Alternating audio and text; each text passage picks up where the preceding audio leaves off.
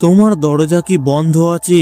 যদি না থাকে তাহলে বন্ধ করে এসো, কারণ এই ঘটনা শোনার পর দরজা খোলা দেখলে তোমারও ভয় করতে শুরু করবে। রাত তখন গভীর, আমি একা ঘরে বসে ইনস্টায় রিল দেখছি, চারিদিকে গা ছমছমে নীরবতা। হঠাৎ আমার ফোনে অদ্ভুত একটা নোটিফিকেশন এলো, তোমার দরজা খোলা আছে। আমি চমকে উঠে দরজার দিকে তাকাই, সত্যি দরজাটা আধ খোলা, কিন্তু আমি ঘন্টাখানেক আগেই দরজাটা বন্ধ করেছিলাম। তাহলে এটা খোলা কেন?